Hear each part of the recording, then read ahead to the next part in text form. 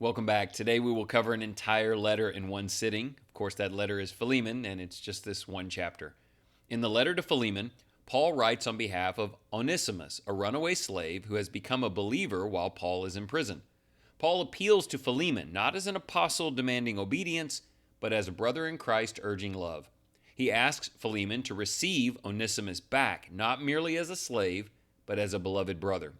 Paul offers to repay any debt Onesimus owes, reminding Philemon of the spiritual debt that he owes Paul. The letter models Christian forgiveness, reconciliation, and the transforming power of the gospel in relationships. Paul expresses confidence that Philemon will do even more than he asks, showing trust in his character and receiving encouragement from his actions. The letter ends with greetings from fellow believers and a blessing of grace to Philemon.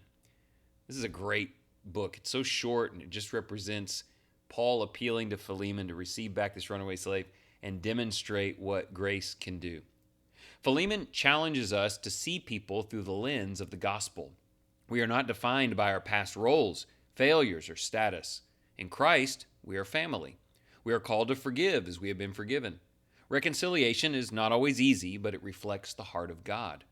We are reminded that love must lead our decisions, even when justice feels complicated. Paul models how to advocate with grace and humility. We are invited to do the same, to stand in the gap for others, to restore relationships, and to live out the unity we claim to believe. This short letter reminds us that the gospel changes how we see others and how we respond in moments of crisis. There's so much good here. We want to be like Philemon, forgiving the one who's done wrong against us. We want to be like Onesimus, who returns with humility. And we want to be like Paul, trying to bridge gaps and rebuild relationships between others when we can. 3 questions here as we conclude. Number 1, are there any relationships in your life where God calls you to pursue reconciliation rather than remaining divided? And what should you do about that? Maybe that's a tough question today, but it could be exactly where God's looking to move next. Question 2, why is a mediator sometimes valuable in relationship rebuilding? Who could be useful in helping you mend a strained relationship in your life? That's kind of the point we're making. Paul became this mediator between the two, and maybe someone like that can help you, or maybe you can be like that for someone else. Question 3, how must the gospel and God's grace through Christ shape how we see others, especially those who are likewise included in Christ's body?